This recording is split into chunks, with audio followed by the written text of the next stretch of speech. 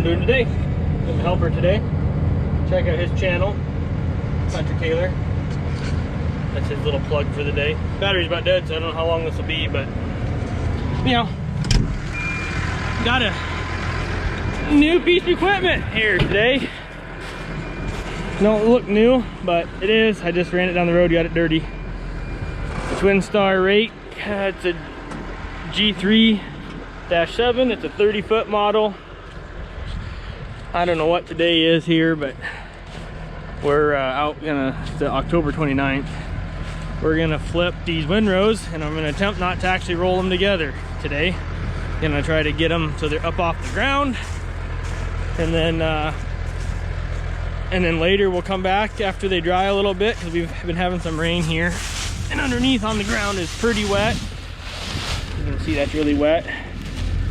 I just want to get them flipped up. I'm gonna try to just flip them once, and then later, after the sun dries them a little bit better and dries the ground better, then we'll flip two of them together, so then there'll be 30 foot of windrow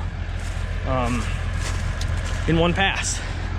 But I'm gonna get this started, and I'll do a little bit more after we get this started. The first time I've only used a rake like this one time. I demoed one last year, and I just decided this year was time to buy one and give it a go here. So all right, we're gonna do some trying and get her set, and then we'll be back. All right, well, there's the control box that runs all your functions, up, down, individual baskets, right or left. Let's show you what we're doing out here. Only got 4% battery left with a piece of junk GoPro battery, so here's what we're doing. See how wet that ground is? Just mud underneath there. We're rolling it over to dry ground. Get this all up. Basically all the bottom windrow is flipped to the top. And then once that all dries good, then we'll rake these two together. I know I'll have to drive on these windrows here, but that's the only way to get it off the bottom.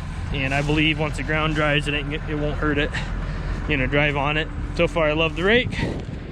We'll go more in detail in a different video about that, but you can see how we're flipping the wet stuff to the top, and the dry stuff goes on the bottom. And I will be bailing this here in a few days. All right, you guys, we switched to the phone, so I don't know how it'll be. You can see I got the way widened out. I'm leaving a gap between these windrows. And like I said, I know I'll have to drive on the edge of the windrow to fit through here to rake these two together. But once these are dry, tomorrow or so, it will be way better than what I have to work with now, because it's been raining, it's been cool. It's gotten late in the fall here, and underneath these windrows, as you can tell, is just mud. It is just mud.